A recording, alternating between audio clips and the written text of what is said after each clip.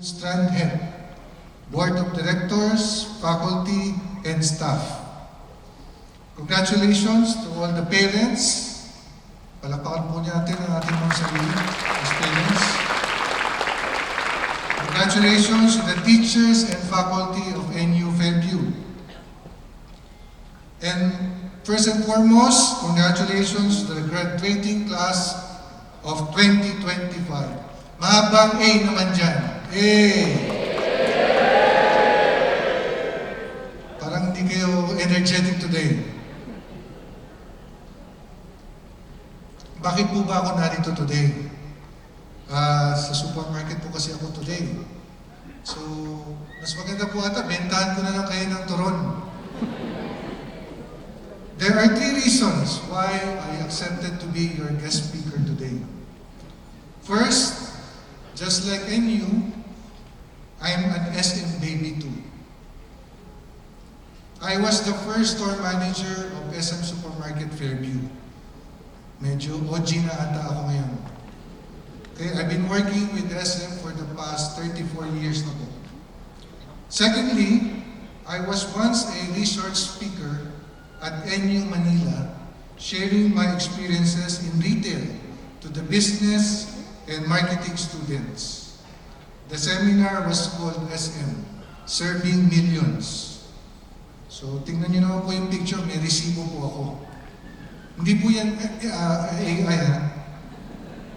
Lastly, I was one of the commencement speakers at NU Nazareth about 3 years ago. Kaya hindi ko po yung makakalimutan. Bakit? Ako po yung speaker ng morning, ako rin po yung afternoon. Dapat po ata meron akong loyalty award. So siguro ang next endorsement ko, Ma'am Trina, NU taught me loyalty. Baka naman. So let's begin. Kasi kaya daw po, 4th, 5th. Magsimula po ako sa aking motto sa buhay. To learn, to lead, and to serve. It was inspired by the book Ikigai. Hindi po yung kanta ng Ikigai. Siguro po dahil Thursday today, Throwback Thursday po tayo ngayon. Hindi pa po uso ang Facebook noon. Ang uso po noon, slam book. Sino po ba nakakaalala ng slam book? Ipapasa po yung slam book. Siguro panahon po ni Ma'am Erna. Panahon po namin, ipapasa yung slam book. You will fill up that slam book. Ilagay niyo yung name niyo, nickname, favorite color, lahat na po ng favorites. Paborito ko po noon yung motto. Bakit? Kasi karamihan po ang sinusulat, time is gold. Okay? Yung mga romantic po, katulad ni Ma'am Trina, ang isusulat po nila, if you love someone, set them free.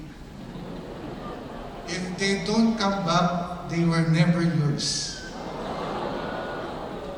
Ako po, dahil gusto ko po maalala, ang motto ko po noon, high school po ata yun, elementary. Remember M, remember E, put them together, remember. Ganun po kasimple. So I will share with you 3 stories that gave meaning to my life. Each one of you has a story to tell. Different paths with different challenges. My story is just like any other working student story. It's a story of faith, patience, and resilience. The only difference between you and me is the journey we will take and the choices you will make. So let me navigate you to my simple and humble motto in life, starting with learning. The winds of change. 3 NU graduates were asked what will they do when the winds of change arrive. The first one, si Binibining Leanne Clyde Esteban, student government president, said, I will cross the bridge when I'm there. The second one, si Ginoong Jose Marie Asmin Jr., si Tukayo, with Excellence Award in Mathematics. So, bigatin pa lang mga examples ko. Sabi niya, I will build walls. The third one, si Ginoong Keolin Nigel Maderaso, Excellence Award in English, Filipino, and Social Science Studies. He said, I will build windmills. Just like them, I waited, I resisted, and later on, built windmills to all the changes that happened in my life. We are not here to fail, but to be educated. Growing up without a father and a mother in the late 70s and early 80s was a struggle, especially during my teenage years. My father went to the US when I was 10 years old. Di po kami mayaman as both my parents were teachers. It was fine during the first few years until my mom started selling things and borrowing money. The first lesson to learn, change can happen anytime. Lagi pong may plot twist, parang K-drama or teleserye. The moment na yung bida, malalaman ang truth, what happens? Na-aksidente or nagka-amnesia. Something you cannot control. They got divorced when I was 14 years old and my mom went to Kuwait as a DH. Siya po yung unang OCW. Hindi pa po OFW, Overseas Contract Worker. Suddenly, wala pong tatay, wala pong nanay, at pinakamahirap po yung walang bahay. Mahirap po na walang bahay kasi there's no place to retreat, no place to celebrate, no place to even shout. My siblings and I moved in with our relatives. Sa auntie, sa tito, sa lola. I have no control to where I will go. Alam niyo po yung feeling na helpless and hopeless. Well, they were nice, my relatives. But of course, you have to adapt. You have to adjust. Imagine experiencing that life during your teenage era. Your relatives, friends, neighbors, asking about your family. Noon pa man, marami na pong marites. Buti po, walang FB noon. Marami siguro akong i-unfriend. Kaya po, bahay, school, at simbahan lang ako. It helped me when I became a sacristan and a member of Don Bosco. But I always question God, why our family? Bakit sila kompleto? Kami hindi. So sabi ko po noon, sana all. Looking back, there is a reason why things happen. Trust God in the process. Ika nga. If I stayed in the city, all the smart students were there. I could have not gotten any scholarship at that time. Thus, I was a small fish in a very big pond. Nilipat po ako sa probinsya, and I was considered a big fish in a very small pond. Dito ko po na-realize that a negative can be a positive. In college, I excelled in academics, but it was never enough to sustain my needs. So nag-apply po akong sakristan. Imagine, yung pagiging sakristan ko, naging trabaho ko during college days. Ang allowance ko po noon, 600 pesos. So doon po ako nakatira sa loob ng chapel. Literally, tipid mode po. There, I learned to wake up early and prepare the Mass 3 times a day. For 3 years. Bakit po sa gabi ako nagpe-prepare? Kasi sa morning, kasi sa gabi po may nagpaparamdam. Hindi po ako makatulog noon. So madaling araw po ako nagpe-prepare ng altar. In between, I studied and went to class a few meters away from the chapel. Pag solo ko pala, at may pagsubok sa buhay, mas makikilala niyo ang inyong sarili, your strengths and weaknesses. In the book of Malcolm Gladwell, David and Goliath, he mentioned the advantage of the disadvantage.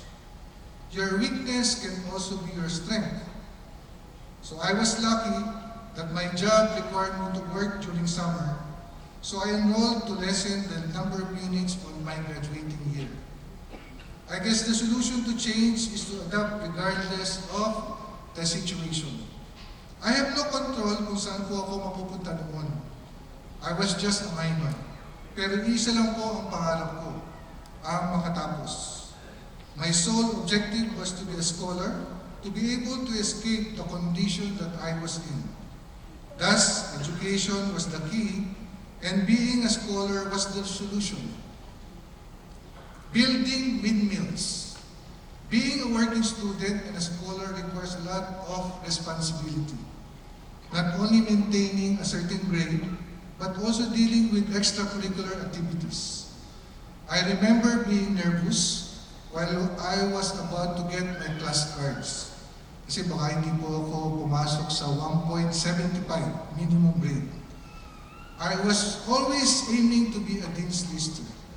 Kasi libre po yung tuition fee. So to solve my day-to-day needs. But on my fourth year, hindi na po kaya ng 600 pesos. So, I applied in McDonald's. I would go to class in a McDonald's uniform after a 6 to 4 p.m. shift. Pagdating ko ng 5 p.m., dapat nasa school na ako. From Quezon City to Moraita. Students and classmates were teasing me. O nasa na yung order namin for delivery. There was no social life, unlike you guys, with TikTok, IG, minsan may weekend hangouts. So budget friendly po ako at the time. Pag nag-reunion po yung class batchmates namin, hindi po nila ako kilala because I was never there during the tambay events. My ex-girlfriend and my wife right now, syempre may love life po ako noon. Classmate ko po siya. Ang team song niya po sa akin, ang boyfriend kong badoy. Because I cannot afford to buy new clothes, new shoes. Our first semester together, I knew she was the one. But I was just at a distance. In short, torpe pa po ako noon. A working student is not an assurance that you will succeed. You may have the gifts, but if you don't improve on them, then they become your liabilities. Your choice will also play an important role in your future. Are you going to a place where everyone goes? Or the road less traveled? A job whom everyone wants? Or just like me, I went to a job where it is not glamorous and we are required to work during weekends, holidays, during calamities, and yes, during the pandemic. With all the learnings about self, strengths and weaknesses, changes and chances, you become a better leader. 3 NU backpackers were asked during the pandemic, what makes a trip vacation meaningful?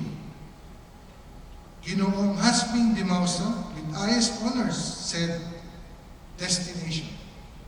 Europe, Japan, Boracay, Palawan. Ginoong Emmanuel Salvatierra, the STEM Club president, said, it's the journey. Kasi masarap pag nakakancel ang flight, may struggles during your flights. The third one, si Ginoong Sam Luigi Vicencio, with the highest honors, said, of course, the company. Leadership is about the tree. Destination is your endpoint. Kailangan may target. Think with the end in mind. Journey is your plan how to get to your destination. Company is the people who you will meet along the way. Some temporary, some permanent. It is how you inspire people to go with you regardless of the journey. So how to lead? It starts with you. Being a lifelong learner. After graduation, I was confident I would get a job right away with my working student credentials. I was proven wrong 3 times. Nag-apply po ako sa isang another fast food restaurant. Hindi po ako natanggap. Why? I was not ready for a panel interview. So I envy you because before you graduate, you have this defense and you were interviewed by a panel. The second company, a power company, hindi rin po ako natanggap. In SM, I applied for HR, hindi rin po ako natanggap. Nilipat nila po ako sa operations. Sometimes going towards a new and rough path can lead to a new road. In MacDo, I was able to graduate college. In SM, I became a better leader. From an MT supervisor to president of Seymour and now president of SM Supermarket. Alam niyo po, akala ko noon magiging president ka lang if you are a Chinese. Hindi po ako Chinese. Chinese looking lang. So in a way, I wasn't able to find my purpose. But SM gave me that purpose. In my 38 years of working, importante po pala na maalala kayo. So how do you have to be remembered? Una, you have to have initiative. Alala ko po, I was in McDonald's. Isang buwan na po ako sa dining area. Board na po ako. Naisip ko, paano kaya ako makakaalala ng mga boss ko? Until finally, there was an annual party. And that annual party, I anticipated. Maraming absent, maraming late the following day. So I worked early the following day. Sabi ng manager ko, Jojo, pasok ka. From then on, hindi na po ako napunta sa dining. Diretso na po ako sa kitchen. Next is having a growth mindset, according to Carol Dweck. Success in learning and improving, not just by winning. Your history of failure is not going to be your future. I will learn from this experience and improve myself one day at a time. Kaya lagi po ako nagbo-volunteer sa SM. I was assigned in Cebu, Iloilo, Cagayan de Oro, and Davao. So from then on, lahat po ng boss ko, lagi akong sinasama. So pag ang boss niyo pala napopromote, sinasama ko kayo along the way. Next, you have to build relationship. I would always tell him, sir, because I started small as well. Suki na po ako ng FEU and NU. Okay. We also have a MOU, Memorandum of Understanding, with FEU and NU, accepting their interns from Science High School and OJT for the graduating students. We also have a program for the persons with autism para po makapagtrabaho sa tindahan. We have partnerships with DepEd, and that is my way of saying thanks. We can do business and at the same time help those in need. After navigating that learn, lead, and serve framework, now is the time to give gratitude. Akala ko po noon, I'm a self-made man. Hindi po pala accurate yun. You still need other people, institutions to succeed. So be grateful to the people, institutions who help you along the way. Your parents, your teachers, your school.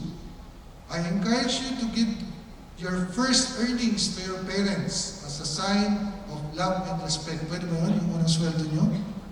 Parang ayaw nyo. Go back to your school and community and help them. For those who saw my MacDo commercial, while I was a very private person, but because I owed them my graduation, I appeared in their commercial. Alam niyo, mahirap po palang maging artista. May photoshoot na, meron ka pang video shoot. That commercial alone, tinake po namin ng 8 hours. Naka 40 takes po ako dahil hindi ako sanay. When SM Foundation asked me to be their guest speaker for the SM Scholars graduation, I readily said yes. That was the time to personally thank Tatang, our founder, before he died. On a personal note, SM did not only provide finances, but they gave me an opportunity to see my father after 20 years. Nagpaalam po ako sa mother ko, syempre, galit po yung mother ko. So hindi na lang ako nagpakita. 2 weeks po ako sa US, attend ng seminar.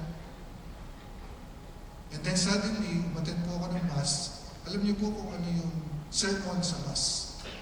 Ang sermon po ng pare is about the prodigal son. So sabi ko, nagpaparamdam ata ang Diyos. So I finally decided to meet my father. He was with my stepmom when he showed his scars due to his operation. He was given 1 year to live. He was telling me how hard it was to be a TNT. Yung TNT po, yung tago ng tago. But it no longer mattered. Seeing him was a bonus when we parted ways. And he said 2 powerful words. He said, "I'm sorry." Para po kaming nasa maalala mo kaya. I am the only one among my siblings who were able to see my dad. I learned forgiveness and about our medical history. As for my mom, problema ko po yun. Paano ko po sasabihin sa mother ko na na-meet ko yung father ko? Wala pong social media noon. Luckily, nagpa-hula po yung mother ko. Alam niyo po kung anong hula ng mother ko? Binulaan po siya. Sabi sa mother ko, mayroon kang isang anak na maghuhuda sa'yo. So, nahirapan po akong magpaalam. Isang taon ako hindi nakauwi sa probinsya namin. So, because of my work, I was able to go to the US and see my father. It means when you take care of your job, the company takes care of you. What got you here will not get you up there. There are different requirements per position. Also, changes in the demographics require us to adjust. Di pwede na ChatGPT lang. Kaya even if I'm the president already, I still took up my master's degree. What you learn today may not be applicable now, but can be applied in the future. Case in point, when we opened our cafe, yung natutunan ko po sa SM, in-apply ko sa personal business namin. I applied what I learned from SM. So, not all of us choose the path of employment. Others want to create their own path. My daughter, even while studying, created an online business.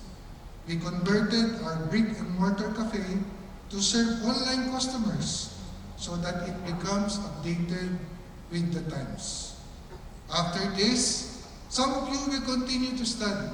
Some will wait, some will work, and some will open their own businesses. So I hope that you will remember the 3 stories. And don't forget to learn, lead, and serve. Lastly, congratulations. The best is yet to come. Maraming salamat.